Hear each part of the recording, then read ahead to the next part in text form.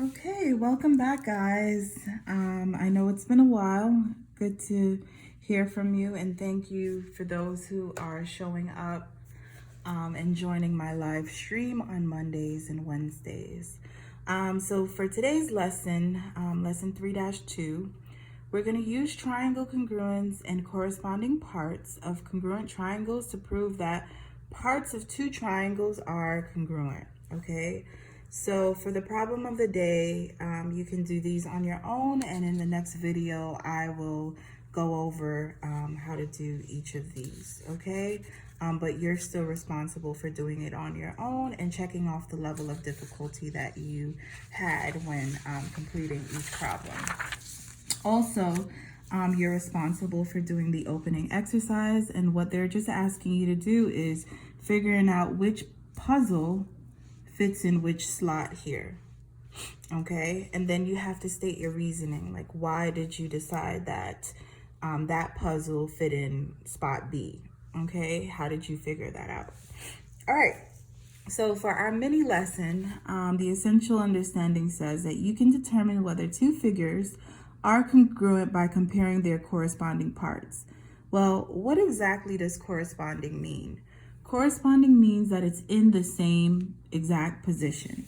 So for example, if you look at this congruent figure, we have two shapes here, right? Two trapezoids. We can see that the little peak here corresponds with this peak here. They're in the exact same position, okay?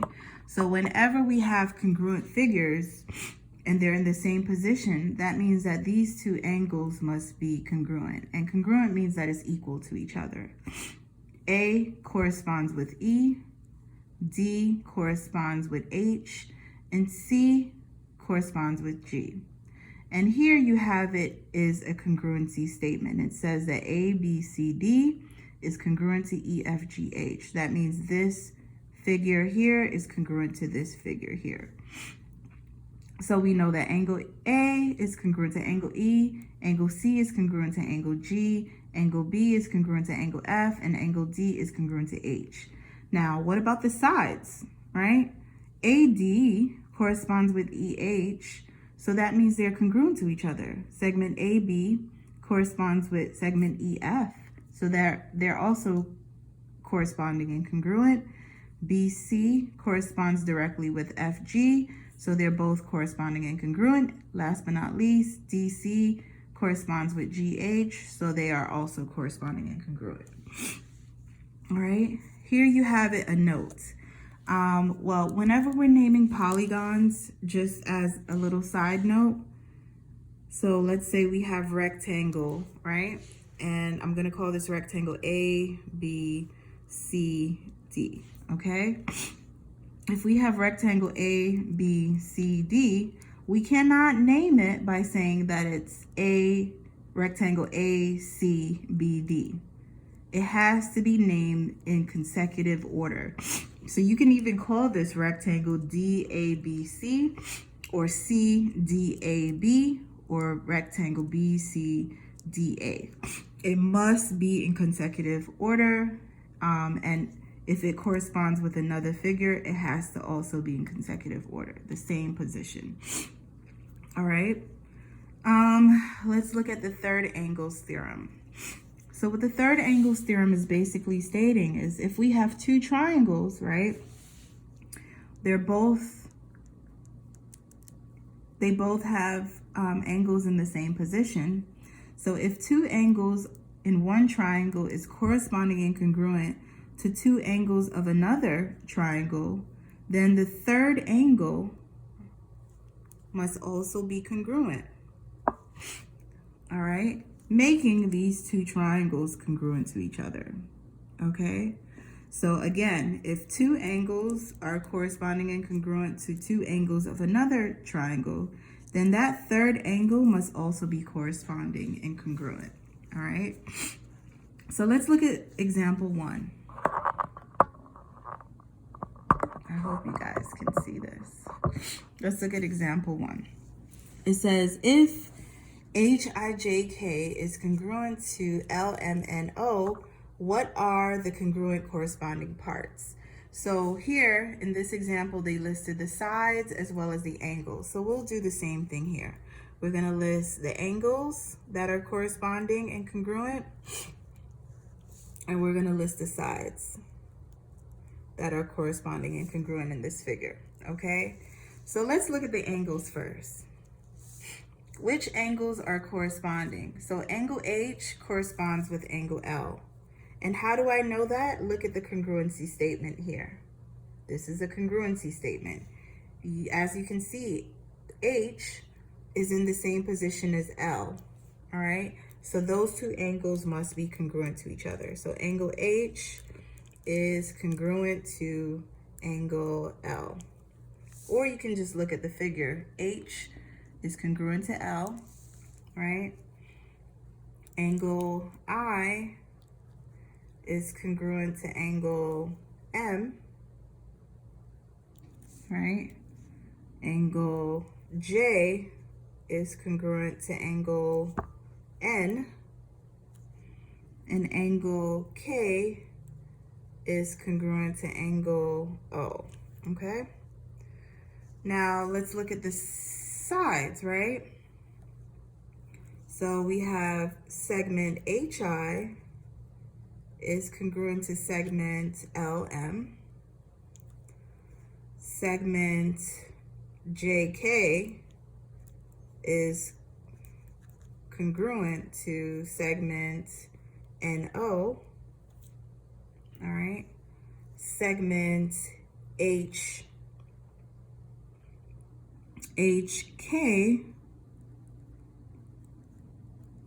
is congruent to segment LO, right?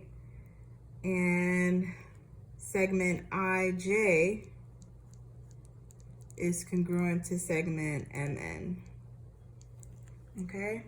So those are the sides that are congruent to each other, okay? We listed the angles and the sides. Now let's look at example 2. It says, if triangle WYS is congruent to triangle MKV, what are the congruent corresponding parts? So first, did they draw a triangle or did they give us an accompanying diagram? No, they did not. So it's on us to do it. So we have to draw our triangles. So triangle WYS and triangle MKV. Okay? Now we're going to list our corresponding angles that are congruent because they gave us the congruency statement. And we're going to list our sides that are congruent and corresponding. Okay? So here we have it. We have the angles. So angle W is congruent to angle M, right? Angle Y is congruent to angle K. And angle S is congruent to angle V, all right? So those are the angles that are corresponding and congruent. Let's look at the sides. So WY is congruent to segment MK. Segment YS is congruent to segment KV. Segment WS is congruent to segment MV. And those are all of the segments that are corresponding and congruent. So we listed the angles and we also listed the sides. Okay, so now we learned about third angles theorem already, but I wanted you guys to learn what we know about corresponding parts of congruent triangles, which we've been doing. So this says congruent, please cross it out and put corresponding. That's a typo. So corresponding parts of congruent triangles are congruent. So let's look at what it's saying. Corresponding parts of the triangle, which means corresponding angles, corresponding sides of a triangle. If they're corresponding and we know that the triangles are congruent, all right, then we know that both shapes are congruent to each other. It's both congruent in shape and size, okay? Same shape, same size, same size. So CPCTC is often used in geometry. It means geometric figures are congruent if they have the same size and same shape. Corresponding angles and corresponding sides are in the same position in polygons with an equal number of sides. Two polygons are congruent polygons if and only if their corresponding sides are congruent. Thus, triangles are the same size and same shape. So that's what essentially congruency means, having the same size, same shape. But if the corresponding parts are, if we know that the triangles are congruent, then the corresponding parts must also be congruent, okay? And that just makes sense, because if we have two triangles that are the same size, same shape, they're congruent, then we know that this part of the triangle will also be congruent to this part of the triangle. It just makes sense. So let's look at example 3 here. It says, use CPCTC to find the value of x, given that triangle ABC is congruent to triangle DBC. So here we have our congruency statement, all right? And this will come up a lot in geometry, so just make a note of it and how to write it. What they're asking us to do is find the value of x. Whenever they're asking us to find a variable, that means we have to set up some sort of equation. So in this instance, we have this diagram. They give us this angle measure here, which is an expression. They give us this half box, which indicates that it's a right triangle, and they give us this angle here. I personally think this is just a distractor. What we really need to find is x. So we're going to use this expression here. And this, because it's in the same position as this, right?